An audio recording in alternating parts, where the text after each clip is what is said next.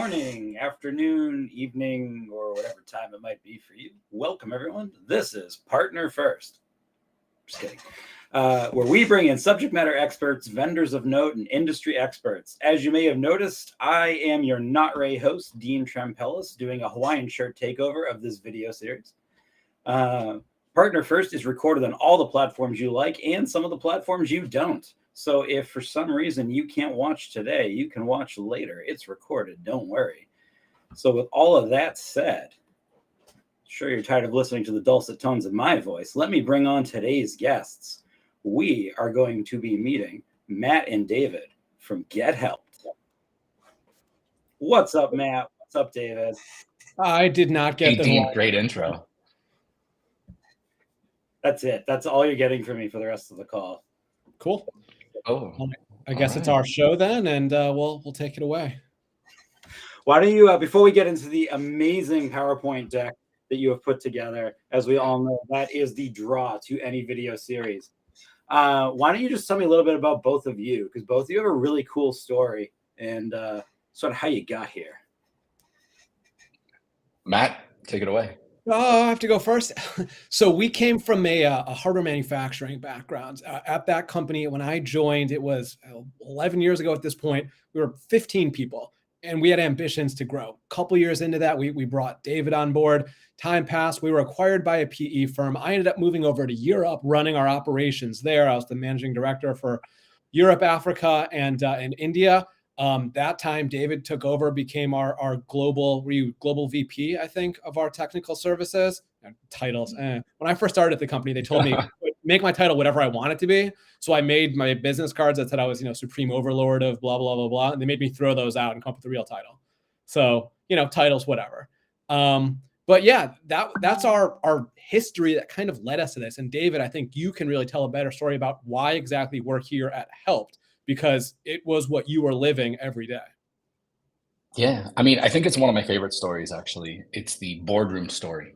So we had just signed a contract with this massive conglomerate company that said to us that we needed to be able to provide 24/7 support. And we were all sitting there in the boardroom, all fancy and whatnot, not in our Hawaiian shirts, unfortunately. And everybody just slowly started looking at me. And they were like, "You can do 24/7, right?" And I said, yeah, of course. And then I spent the next couple of years actually trying to figure out how to do it. Believe it or not, it's incredibly difficult.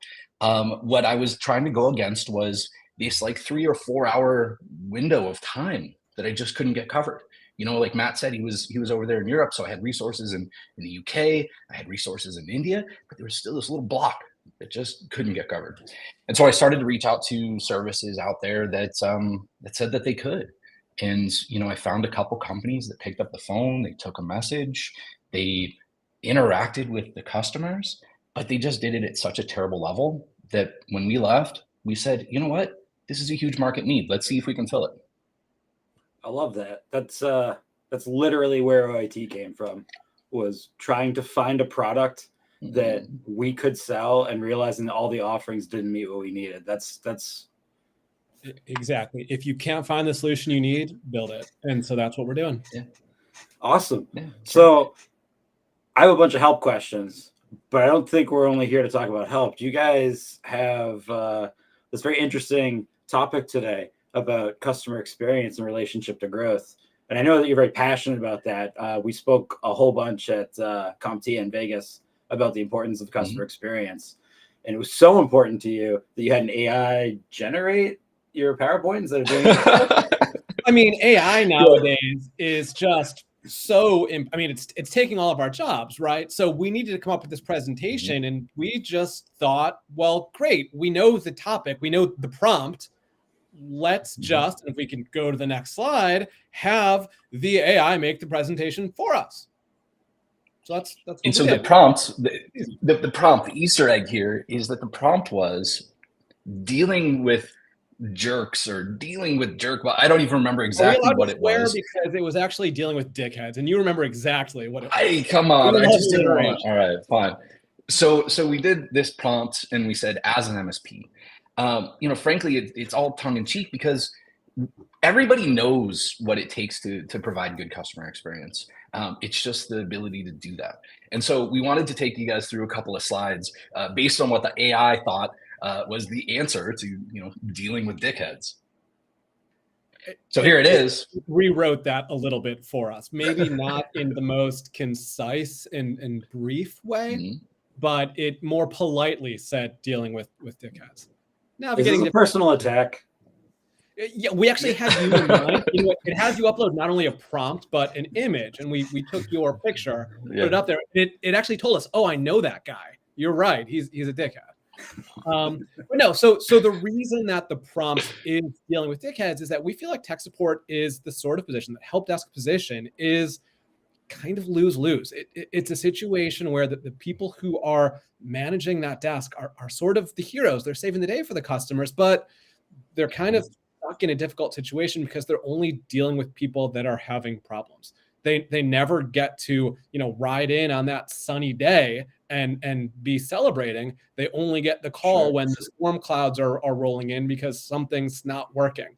And it's not that the people we're dealing with are actually dickheads. It's that they're frustrated because something's not working. It's totally reasonable for them to be frustrated, but it's still our responsibility to make sure that we're delivering a positive experience to them.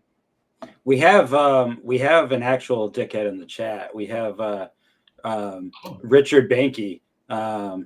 So is this product for him? Listen, the answer that we were hoping to get from the AI was how to do it, and frankly, in the next couple of slides, if we were to look through that AI presentation, it talks about different different perspectives, challenging clients, how you deal with the folks that are, I don't know, Phil, what was the next one? Yeah. So the next one, if we go, is personality types. Yeah. And then it goes into just all of these different things that you have to consider when you're providing support to somebody. How do you assess the personality type of a client? I mean, it's a client. It's not a person. Well, it could be a person, but it's a business. We get some people call us, "Oh, sweetie, thank you, honey," and they're grandmotherly. And you kind of treat your grandmother a little bit differently than that young guy who's on a deadline, rushing, doesn't want to waste a moment of time. When you're on the phone with that older person, then it might just be something where, as you're working through the issue, they kind of want you to small talk a little bit with them and keep them on the line, even if maybe you could be more effective saying, "Hey, I'm going to go get this done and call you back in 5. Whereas that guy who's rushing, if you tell him, "Hey, I'm going to get this done for you," it's going to be faster. If I'm not on the phone with you, he's going to say, "Great, that gives me a chance to go get something else done. Call me back as soon as it's done." And making that assessment helps you solve that customer's needs and leave them satisfied when you're done resolving it. So that's why, part of that calculus when you take the call is understanding who you're talking to, what sort of person they are. So how do you train your team to be able to make that assessment? I mean, it's hard enough fixing printers and, resetting passwords and fighting with people who don't want MFA. And now I've got to check the tone of the call, pace, match, lead, adapt my style. I mean, that sounds more like I need a customer service representative than a technician. But aren't they both? Yeah. Isn't a technician really a customer service representative that's actually going to be able to solve your problems? Yeah, there are plenty of people who are excellent technicians who are not people persons, people. But they're not great frontliners. Those are going to be the guys when you have some complicated issue that needs to be solved, they can dig in, take the time that it needs to resolve it. But again, what we're talking about here is when somebody's calling in, they're having a frustration. And, if we can keep going to the side, I think we can kind of get through the AI generated version of the presentation. We ended up, ditching that because it was so meaningless and vague. But the crux of it is that there's a lot of value in treating those customers well and in being a good support person, not just technical, but customer as well, because it creates so much value for your company. If you look at this as the sort of thing where your job is to just solve technical problems, just be a technician, your customers won't really appreciate that because, again, I think it's kind of the tale as old as time for an IT guy. If the IT guy is not right in front of you, you wonder what he's doing. And if he's right in front of you, it's because there's a problem. Right. And so it's that nature of that role is that it's kind of inherently negative. But if you're providing that good customer service, people know things always go wrong. If people feel as though they are heard, that your response was quick, et cetera, then you're providing that good service that makes them feel good about what you're doing. They're not going to say, "Hey, what are those guys doing?" They're like Ray said, I've said this in my MSP, like this job would be amazing if I didn't have any clients. Mm-hmm.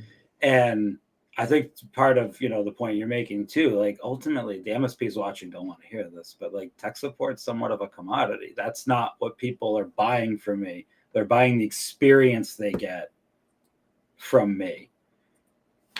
Yeah, exactly. I mean, that's spot on. It's a situation where we can call ourselves tech support representatives, help desk technicians, whatever, but there is a customer service involved. When you are that first line, you need to be able to manage those clients. Your question was, how do we train those people?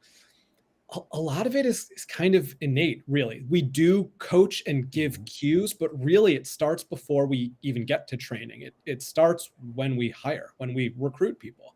We try to find people who naturally have that, way with people, the ability to understand. It's part of the interview process, really, where we can make sure that somebody's not just robotic.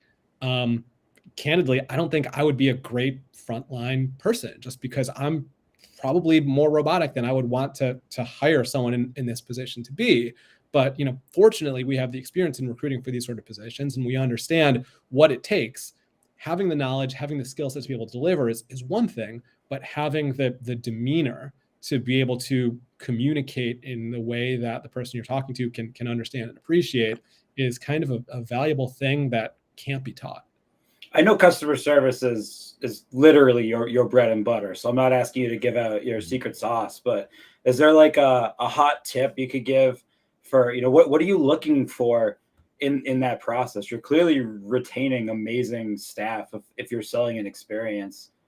I'm a good technical interviewer. What am I missing? Like what should every MSP watching this, what's the one question they should ask in their interviews to have a helped chance at hiring a good staff member?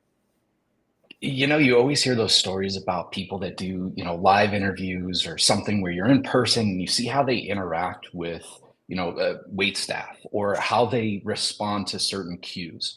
Because we're doing all of this remote, it's a lot harder to get those cues, but we're still looking for them. I know it sounds super silly, but if I get done with an interview and I say, "Hey, thanks, shoot me an email and I'll respond later," and I don't get an email, that person is somebody that doesn't have that knack for continued support, that doesn't have that continuity in mind. Little things like that, Dean. It's not one question, frankly. It's just all of those little cues that we get from the applicant, the interviewee, at the time of the process. I mean, it sounds like this is something that any hiring manager can aspire to learn, but I know I struggled with it in my MSP. I don't literally want to tee you up and be a shill, but it sounds like there's got to be a better way. As all the Tupperware falls on me from the cabinet, there's got to be a better way. So, we talked a little bit about our background, but, one of the things that really makes us strong at what we do is our ability to find and retain the right people. And a lot of that comes from not my ability. I've interviewed tons of people in my previous position. A lot of them were, sales guys. It's kind of a different skill set. David's background actually prior to the previous business was in technical recruiting. He came into our company from a technical recruiting company. So that is, a previous career that really lined up well with a skill set that we need in this company. All right. And so, Dean, I think that you were priming us to say, let Helpt take care of all of those interview woes. And frankly, I know it sounds silly and we're making a big deal out of this, but I think frankly, that's what we're here for. When we do a sales pitch, Matt and I tell our prospects, listen, we're trying to do things different. And we're not being cliche about it. We're saying, what is a problem that you're running into when it comes to interviewing and hiring? Or what is a problem that you're running into with maybe your current solution? Like, what is that thing? Because then we will take that feedback and we'll say, okay, wait, maybe that's not exactly how we do it. We do it this way. What do you think? And then we take that feedback additionally, and we start to make changes in our process. one of the benefits of us being small and growing is that we're able to really refine ourselves to the needs of this community. And I know it sounds super cheesy. Sorry. But like, we're here to enrich this community. Like, when I tell people what we are or what we do, I say we're an MSP support organization. I feel better about my smallest client right now than I do about my largest. And that's going to sound weird too, but I'm going to tell you what. Our smallest client came to us and said, hey, I'm trying to grow my organization. I'm trying to grow the amount of clients that I have, the amount of users I'm supporting. I'm trying to grow. But I'm having a hard time doing that when I'm dealing with all these, tech support issues. He was at 60 users, and that was April of this year. Just a couple of days ago, we got word that he was at 122 users, and he just signed on 106 users. And it's like, man, how did you do that? And the answer is simple. And Dean, I know you're thinking it already. Not having to be the person that picks up the phone when somebody calls in with that printer issue, or, hey, my Outlook calendar looks funny, means that you have the time to really focus on whatever marketing, whatever sales, whatever thing that you're doing to grow your business. And that's what we're here for. So yes. So look, we're not the only outsourced solution. For help desk, even there's multiple providers, but business process or outsourcing is one of the fastest growing industries in America. The idea is that you need to free up your time. You can be more effective at what you do best if you have the time to do it. And if what you do best is being that level 1 help desk technician, more power to you. But how many of you would say that's really your strength and what you want to do with your time? So let me ask you guys were literally saying you don't. Yeah, let just me ask a moment you a ago, question. you guys were all saying I don't want to do that. Exactly. Based on that. Sorry, so at my previous MSP, we grew from a very small MSP to a pretty large MSP. And a big part of that was by using a different solution for outsourced services. And they had the similar sort of pitch that our help desk services are going to, they're going to wear your logo. They're going to represent your brand. They're going to talk the talk, speak to your clients. And for the things that were hidden from my clients, like knock services, SOC services, that was no problem. But for direct help desk facing stuff, every time I've done that in the past, I've been met with disappointment. Why are you different? That's a good question. So, one of the things that we talked about was where we came from. We were supporting 60 different brands. And so I know that you didn't really touch too much on this idea of brand segregation or segmentation or whatever it is, but it's super important to us. So all of our systems are built in a way that keep that from ever being an issue. Secondly, the way that we're different is that we're doing this in a pod system. We're doing this as fractional agents. We're not bringing these calls into a big call center, here or offshore, and having them route through however many agents it is, and then having some random person pick up the phone. We assign a pod with a team lead and 4 agents to each one of our clients. That team lead is going to be the person that's going to be the most knowing of you as a client. Those agents are going to be the ones that are going to be looking at that team lead. That continuity of support that we get from that pod system is something that you're not going to find many other places, if anywhere else. We were actually speaking to a client yesterday who said, well, what if I just want to hire 3 dedicated butts and seats? And that would have been me. You could do that. And in that case, we're kind of just doing the recruiting. We're doing the interviewing. We're doing the HR management for you. But really the value, and this is where the pod system comes to play, is the sort of load balancing behind it. If you, and I think we're kind of even skipping ahead. We talk about this a little bit on the slides, but I think we can just keep going. I'm being selfish and just asking my questions. Sorry. No, and it's great. we can rehash it by going back through the slides later on. But the idea is that, let's say that every call, every ticket came in sequence, or you had no SLAs and you could just get to them whenever you got to them. The average user requires something like 15 minutes of support every month. So if you have one technician who's supporting this assembly line, whatever of support needs, they're going to be able to support 700 users over the course of the month based on that 15-minute average, working 8-hour days, blah, blah, blah. But is that the reality? Like, do you guys who are running MSPs feel like you could support 700 users with just one technician? If you can, more power to you. You have your stack really dialed in. You have your processes really dialed in. You're doing a phenomenal job. You probably automated a ton. I think for most MSPs, that's maybe something to really aspire to, and it's not realistic. The industry norm is more like one technician for every 100 users you're supporting. 100. Well, let's ask Dean. 700.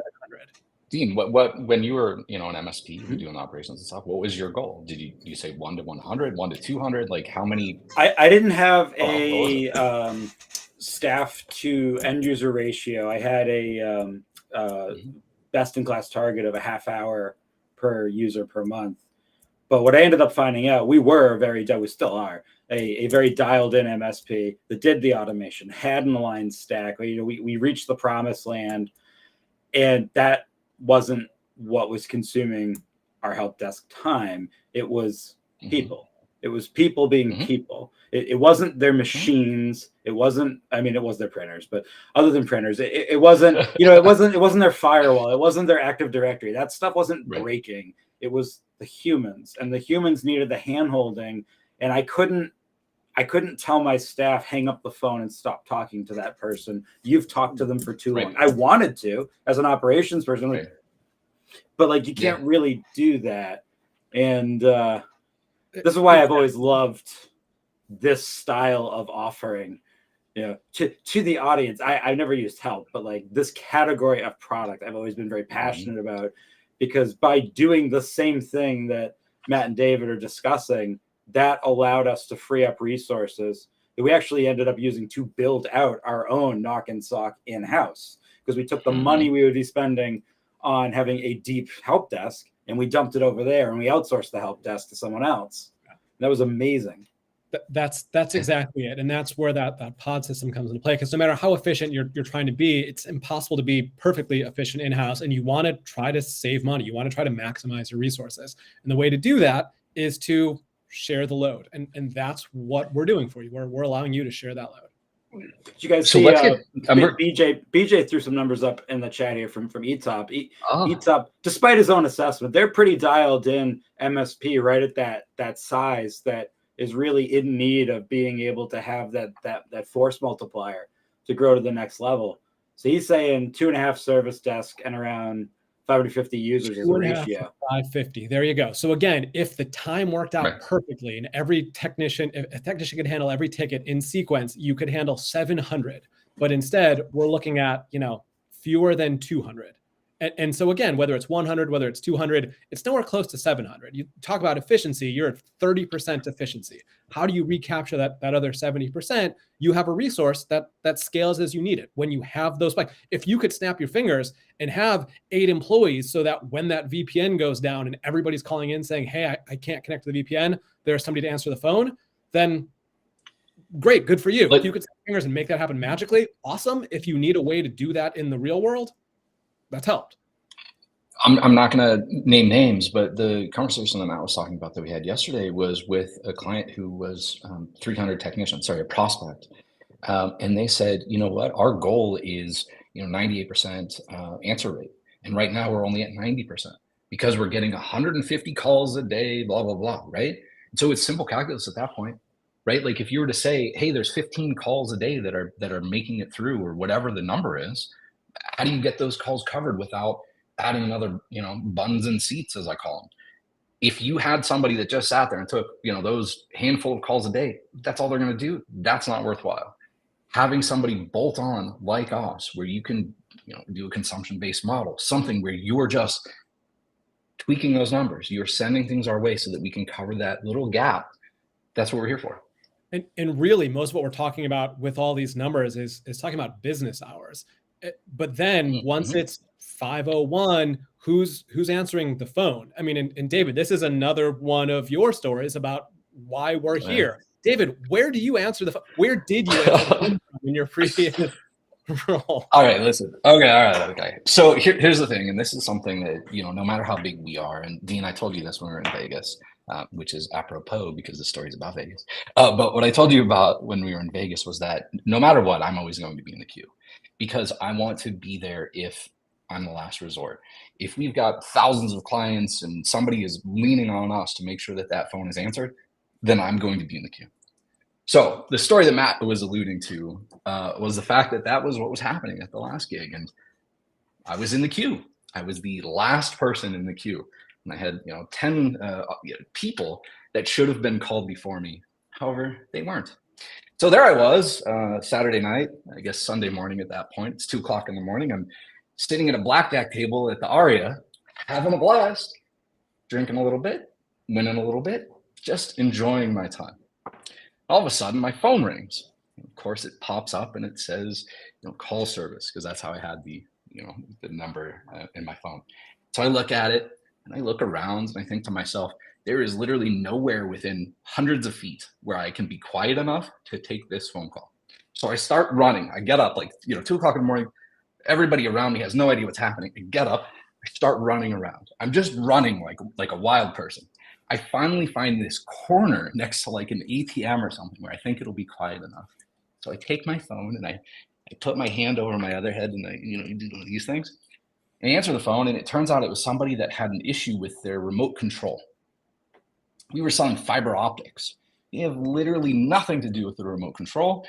No idea how that call got to us. But at that point, I realized that 10 things had to go wrong for that call to have reached me.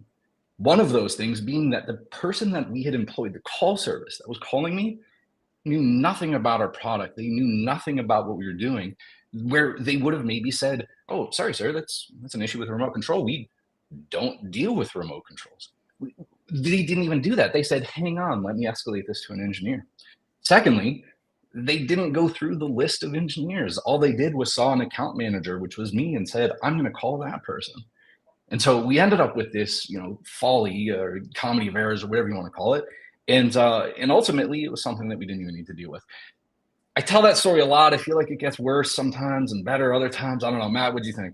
It's better when you're up $5,000 and you come back and just yes, of course, lost it all. But the reason for telling the story is that was another shift. If you wanted to handle somebody outside of hours, you have a couple options. You can just get a call service that's going to take a message. Maybe you're not even offering that to your customers. That's a revenue stream you're potentially missing out on.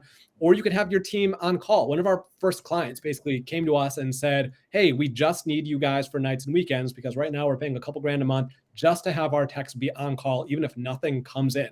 If you can beat that price, we're going to sign up with you." It's that sort of coverage that, maybe your techs want the extra money from being on call, but it's probably something they're more forced into and they'd rather somebody else were able to answer the phone. And so that's, think about how much easier it is to have a buffer. If you ask Dean, did you guys have an on-call schedule at your last company? No, I'm probably not a great example for that because we had very clearly defined support expectations. And if your business was not willing to inherit the risk of paying us to properly staff to support you after hours, then we close at 5. Fair enough. Okay. We actually one but that's a pain point. I mean, if you go on, I met you on Reddit, and if you go on like Reddit, Discord, Facebook, any MSP group, what's probably like the top 5 complaints you hear is going to be, is the on-call schedule I'm on a bunch of BS, or am I being a bad owner by not paying this way or that way? So it's a huge pain point. So that's the thing. That's the buffer that Helpt presents. And this sounds kind of crazy, but if you were to say to an agent of yours, "Hey, do you want to do on call for this week period or a couple day period or whatever it is?" They're probably gonna be like, "Oh, dang, like I don't really want to." But if you were to say to them, "Hey, do you want to be this escalation point during this period of time where you're not getting the frontline stuff, where you're not getting that initial call, but you're getting the stuff that needs to get escalated?" That's a lot easier of a sell for everybody. There's a little buffer, and that buffer can be helped.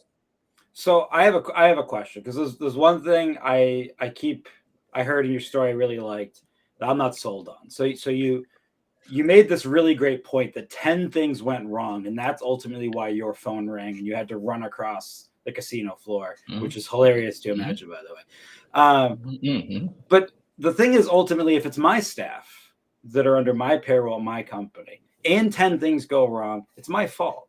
I'm accountable to that, and I can accept that.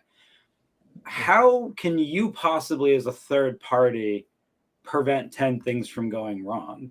I mean, you aren't me. You don't work here. You have to manage tons of MSP stacks, tons of different staff dynamics, different setups, different escalation scripts. How can you possibly make sure 10 things don't go wrong as an outside provider? How can not just Helpt, how can any of you do that in this entire space? Well, so You know, I we think love to meet our clients. Like we love to be the ones that are on the sales calls, because the reality is, if you are going to have somebody that's not your business, if you're going to have somebody that's not you talking to your customers, you need to have a level of trust. If you're hiring somebody, you need to have a level of trust having them talk to your customers. We want to talk to our clients because we want them to understand our passion for this, where we're coming from. We want, David to talk about that time that he almost had security probably pounce on him because I saw him running across the casino, because that's really the best way that we can convey we're not going to be perfect. We can't solve every issue. We can't prevent every error. We can't close every ticket. There's going to be escalations, but we need people to understand that we care. Like, all you really can do is everything you can do to minimize those failures. Yes, things are going to go wrong. It's going to be imperfect, but we are here not just for fun, but because we care so much about getting it right, because of how much it pained us when things didn't go right. And I so mean, I like that you care, and ETOP in the chat cares, and Banky IT cares. I mean, we all care, but what are you doing beyond just? I've never met a vendor. Well, I shouldn't say never, but I've met very few vendors that objectively didn't care. Everybody cared. So what are you doing? Like, what's an actionable thing? Well, if I signed up to my OIT signs up to use Helpt to backfill us, which, hey, pitch me on this. Sure. What are you doing to make sure that won't happen? So we won't get too much into the special sauce, but what we use is a platform that we've built that enables our agents to know what to do, how to treat if a customer is a VIP, things like that. So the way our platform works, it's basically a browser on steroids. It's a Chromium-based browser development that we have, where the right-hand side of their screen is basically this dynamic knowledge base that gives them the answers that they need when they need them. And that way we can make sure that there is the element of training, but we want the training to know to use what's displayed in front of you. We want all of those answers. We want all those resources to be at the fingertips of our clients, so that they know exactly what to do to avoid those mistakes. We try to answer the questions for our agents before our agents even have those questions. So Josh asked a question in chat, and it sounds like what you're saying is you're not teaching your staff to memorize all of my knowledge base. You're teaching your staff to make good decisions based on indicating factors you're mysteriously identifying that I have to sign up to know more about. Exactly.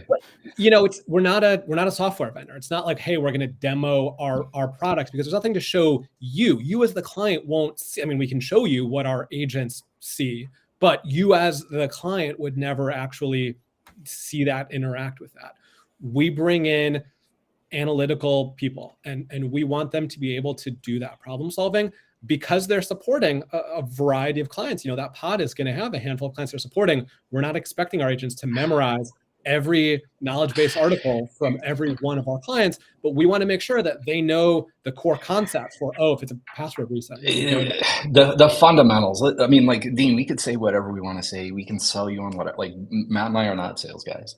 What we do is we deliver the fundamentals. Those 10 things that went wrong when I got that call in Las Vegas were because somebody didn't deliver the fundamentals. Somebody didn't do what we would consider table stakes. I think, pun intended. And I think that what Matt's trying to say is that, like, yeah, there's all of this operation stuff in the background that says, here's this knowledge base, here's this step to take to do this thing, whatever. But in reality, what it is that we're delivering fundamentals. We're delivering professionalism. We're delivering courtesy. We're delivering fundamental things that, hey, look at that. I got a little quote on the bottom. We're delivering thanks. So we're delivering the things that you're signing up for. You could hire an agent right now, and you could say to them, here's our knowledge base. Here are the things that I need you to do. Okay, great. You're doing the exact same thing with us, and you're doing the exact same thing with us as a pod of people, as opposed to just that one single person. And so the way that I see it is that, the proof is in the pudding. Can I get a little quote on that? No, I don't know. I guess that one was kind of played out. But so the proof is in the pudding. The thing that we would say to that question is really just that we're delivering fundamentals. Somebody calls in, says, hey, I've got an issue. Okay, I'm answering as Dean Co. MSP. How can I help you? all right, this is an issue that I've seen 1,000 times before because I've been an MSP and I know exactly what to do. Maybe the process a little different. So I've got that showing up in my knowledge base article. I can see exactly how to take care of it. Okay, resolved. Fantastic. Thank you. Beep, done. If not, escalated. But we escalate the appropriate way. We escalate based on your requirements. And I think that that's the big, Well, part of the reason why I'm pushing you to answer this question is having been an MSP and having used services like this in the past, most of the offerings fall into two categories. They either come in and say, here's how you're going to run your help desk so that we are able to support you. Or they say, give us all your KBs, and somebody who really speaks well is going to read your KBs back. And I haven't really heard what you're saying a lot, that we're going to teach good decision makers to give a really good experience. That's a little different. And I think it's kind of cool, which is why I'm pushing you to say it. Hey, keep going, keep going. And so this goes, again, this is a presentation not just about how we can deliver tech support, but how we are delivering good service. Yes, we're going to hook into your KBs so that if there is something that requires some unique process because of some system you've built, blah, blah, blah, we know how to do that. But the key fundamental to it is delivering positive experience through that process. So do you guys have a way to track? Do you have a way to track that? After, like, I like data. Like, is there a way that you could? I become a client. I'm using you. You're on board. We've gone through that whole process. I'm loving it. We're coming up on our first, whatever your review cadence is, which I'm sure you have some sort of review cadence. And I say, this is great. Prove to me that my investment was worth it. How do you show me that you were doing that? Are you tracking some sort of internal CSAT? Are you using my CSAT tool? Like how are you demonstrating that you're actually doing that? We would love to be able to send out the surveys after every engagement, but because we're white labeled, it's not so straightforward. So yeah, in a lot of cases, we'll use yours, and we love to get that feedback. When you're sending out that survey and getting positive feedback, we want to pass that to our agent. We want to understand that. We simultaneously are tracking the more measurable things, the resolutions, the call times, et cetera. We're actually looking at a system that'll help us measure sentiment in real time, using AI. It's a question of how much, weight to really put on that, because ultimately we need to know what the customer thinks. Well, because that's always the problem with CSAT, right? Because CSAT is different than NPS. So I could have 100 clients that their individual interactions with your platform are positive, but yet I could still decide that I don't want to recommend you to someone else or buy again. And it doesn't sound like you're having that problem. And I'm curious, like, you clearly, once again, I'm not asking you to reveal your secret sauce, but clearly you're doing something right that you're not having that problem. And that's probably something that people who are watching this would like to know, because I mean, I know that you don't get that with other competing platforms. So it goes back to those fundamentals. It's being respectful of someone's time. I mean, when there's an issue that needs to be resolved, sometimes it's going to take 2 minutes, sometimes it's going to take 20 minutes. And if it's 20 minutes, they don't necessarily need to sit on the phone. And some people will appreciate the fact that you didn't waste their time. That if it's something where you need to escalate, you recognize that quickly so that you move to that next step and get them the help that they need, the resolution that they need as quickly as possible. It's treating people the way you'd want to be treated. You don't want somebody wasting your time running around in circles. You want somebody being friendly, being helpful, solving your problem, and doing it as quickly as they can. So how do you escalate it back to me? I'm sorry, I've totally derailed your presentation. No. I don't care. That's what you get for the Hawaiian shirt treatment. How do you, when you're giving that experience that you just explained, like, there's going to be times where, despite any of our best efforts, someone's determined to be unhappy. How does your team know to identify that and let my team know in a timely manner, where I'm not coming in at 8 a.m. and being like, oh, Helpt, what did you do last night? Yeah. We have two, in our knowledge base articles, we've got two sections. We've got one that says urgent escalation, and we've got one that says non-urgent escalation. The urgent escalation is when they've discovered that customer needs urgent escalation, and we will take the exact steps that are required. It goes back to the Vegas story. If, Dean, you told me, hey, call me 3 times. If I don't pick up because I'm snoozing, call Ray, whatever. We'll do whatever it is that is required. We keep an open line of communication. We're on Slack internally. We're on Teams for almost, I guess, a good majority of our clients. I might ping you. Hey, Dean, it's 8 o'clock on Sunday. Are you around? Here's something that's happening. We're acting as a part of your team. We're acting as an agent for you. I think that, and I'm sorry for taking a step back, but I think that one of the things that we're getting at with the analytics is that we're not really going to be an IT service manager. We're still going to rely on your tools. We're going to show you the analytics that we're able to capture based on the way that we white label our service. But there's still going to be somebody that needs to say, hey, I got a complaint from this person. Let's dig a little bit deeper into this ticket. The same way that you might pull an agent aside and say, hey, what happened on this one? This seems a little funny. You just pull us aside. You could send me a text message. You could send it to the team lead, the pod lead, the person that's going to be the most familiar with your account. And you can say, investigate this thing for me. Just that is going to be a huge time savings. Obviously, we don't want it to happen, but if it does, it's something where you can say, hey, what happened? And we'll tell you. So there's a question in chat from someone I know has a pretty mature, like upper mid-size MSP, and I know of also has used outsourced services in the past. And it's the same thing that I would ultimately be concerned with if I hadn't met you already and had the benefit of having this question answered. So what is going to prevent you from being just like any of the solutions that have been around for the last like 15 years? I back when I had VSA in like 2011, that it was, what was it, like ProVal or something at the time, was literally selling bolt-on services for VSA. I mean, it's not a new concept. What are you going to do to keep just being just that commodity offering? So the way that we have our pod set up is that it's cookie cutterable. I don't know if that's a real word, but we have these pods of people that are going to be able to be replicated. Each client is going to be assigned 1, 2, 3 pods, however many that they require to be supported. But we're not going to deviate from that idea. Here's a pod, Dean. This is 5 people. That pod can be completely distinct and separate from the other pod. And as we continue to cookie cutter out these pods, we're going to be able to have, I don't know, better scaling than others. We're not saying that we're putting this into a queue with 100 agents that are going to click the button to pick up the phone. We're saying we're going to assign you a pod, fractional agents, but it's not outsourcing. Like that drives me crazy. This is partnership, which I also got torched on Reddit for saying. This is partnership within. You saw that, yeah. So this is a partnership with you.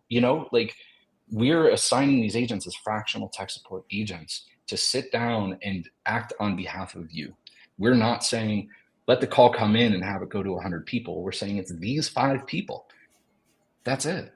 So then what's the 5-year plan? Are you going to be hosting your own conference? Are you going to be offering 3 other bolt-on tools? Because I have seen other people scale huge on this model, and it's gotten a little diluted from their original vision. Yeah. Are you have a plan to grow this that far? So I think that one of the crazy things, and I'm in the kitchen, so I'm going to go grab some tinfoil and put it on my hat, and my head with a little tinfoil hat. I think that one of the things that we're looking at is this workforce change. Like we're staring down the barrel of this thing that's happening in society where people don't necessarily want to work in 8 to 5, right? People don't necessarily want to be in an environment where they've got to hop in the car and go to the office. And so we're trying to build a platform 5 years from now where, folks can kind of jump in queue, where they can be available, where they can be, Ray doesn't want to work at all. Yes, Ray, exactly. Exactly. But when you get bored, if you could hop on and provide support, that's the type of thing that we're trying to lean towards. We're trying to mature into the way that the workforce is going, and we're trying to provide a solution that's going to work for everybody. Earlier, you said something about the human element. Like, I got a text from my mom saying, hey, I can't get my dual monitors working, just a couple minutes before this call started. My mom is, making up of a very large generation. I hope that didn't sound funny, but she's in a generation that is of a lot of people. That generation of people is still, at the office, and they're still going to need these, levels of support. Below another generation, a couple generations, there's kids that are being born with tablets and phones in their hands. Like those are the people that want to be able to say, hey, I'm gig working. I'm going to make myself available to help out, whatever it is. So sorry, this is all super convoluted. I think we're growing towards a platform where we're going to allow some more of that scaling. Well, so let me ask you a quick question. I know this kind of derails the presentation, but you mentioned something really interesting where you're talking about how technical employees want to work and what they do and don't want to do. So let me put myself in that mindset. I'm a, I don't know, level 1, level 2 MSP technician. I'm dissatisfied with MSP life, but I love what I've learned. Why would working for a company like you, like why would joining one of your pods be any different? Wouldn't it be worse? Wouldn't they have to know even more? Wouldn't the fire hose be even bigger? What if your issue is just that you don't want to have to wake up and get to the office at 8 a.m.? What if you're I don't want to do that. Yeah, exactly. You want to sleep till 11, roll out of bed, keep your pajamas on, and go, check some emails or whatever. Well, because we're providing 24/7 coverage, we need people who are working the afternoon, the evening shifts. So it's and I think that ability. we present a unique challenge to those folks. I mean, there's level 1 techs out there that say, hey, you know what? I'm a really great level 1 tech. I don't know if I'm a level 2 yet. I need to do some other things to get to that point, or level 3, wherever I'm going. For level 1 techs, we present a challenge. We present a holistic view of the IT landscape. We've got multiple clients that are MSP companies at different sizes that are experiencing different things. And so, yeah, it could be a little bit more hectic. Yeah, it's a bit of a fire hose, but in reality, what it is a challenge to those that are up for the challenge. And we have pretty strict hours, right? So like if you're an 8 to 5, then you're an 8 to 5 because we've got other people to support the rest of the time, and so that kind of helps with a little bit of the burnout. So we only got a few minutes left. I want to make sure everybody knows they can download the presentation at the link below, because I totally just prevented you from being able to talk about any of the points you wanted to talk. So, I mean, we did actually talk about most of the data that we have on there. There was just one last slide I think is worth mentioning here. It's kind of why we're here. It's the value of providing that service. The reality is that it's hard to know who to trust, who to buy from, who to trust your business to. And you can go on Amazon and see something with thousands of reviews and not know if those are bought reviews. One of the most powerful things is word of mouth. And in order to get word of mouth, you need to have positive interactions. You need to have positive experiences. Absolutely. And you want to build evangelists essentially. And that's why we think what we're doing, it's more than just the cost savings of outsourcing, getting that efficiency from your help desk team. It's our focus on that customer experience that makes sure that when somebody is calling in with an issue, when they're calling in frustrated, and we can solve the issue and diffuse that frustration, it leads to a positive experience. We know, everyone knows things are going to go wrong, and it's how well you and your company deal with it when things go wrong that reflect your value to that customer. And so this is just the one slide that we'll close on, where we really just point out some stats on why it matters to deliver that good customer experience. Yeah, maybe it's you're supporting some 100-person law firm and it's just one paralegal that's calling and they're frustrated and you make them happy. And what value is that? It's not like they're a decision maker at this big law firm, but they then talk to their friends, their colleagues, their peers, or whatever, and there's somebody else that's looking for a similar service, and all of a sudden they're turned on to you. It's so much easier to trust that word of mouth sort of recommendation as a way of growing your business. All the advertising, all the sales you can do is great. People really need to believe in you, and they're really going to believe in what their peers, what their friends are saying. Keeping the customers happy, not only leads to the word of mouth, it leads to customer retention. It makes sure that those customers aren't leaving you. If you have those negative experiences, you lose that customer. How much time, how much money is it going to cost you to replace that customer? So again, just wanted to wrap up this one slide. Yes, reminder, you can download the full slide deck. We really only had those first couple AI generated slides. Then most of the deck was our own. You can probably tell which was which when you download it. But I think this is the core of the matter of why it's important to deliver that experience, because it's just going to be generally holistically good for business. Guys, I love talking to you today. We're unfortunately at the end, but this is why I derailed your presentation. If your MSP is at all thinking about scalability concerns, talk to David and Matt. Their website has pricing, which is nice. I thank you for doing that, but actually talk to them. It's worth it. They're amazing. Guys, thank you so much for being here.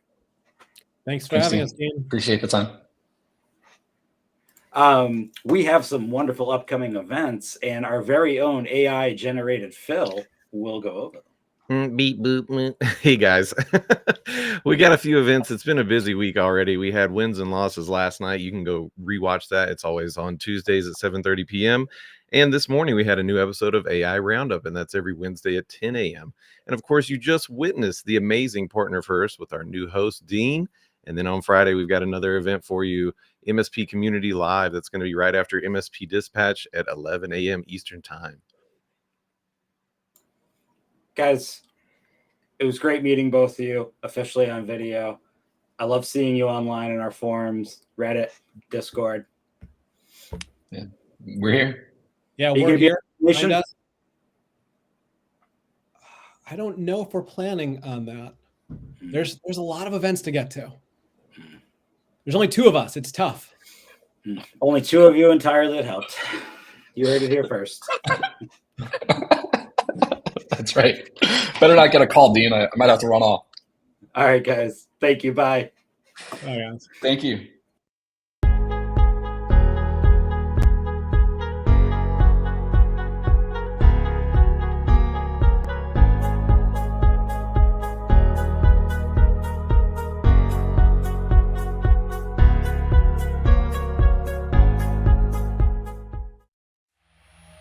This has been a broadcast of the MSP Media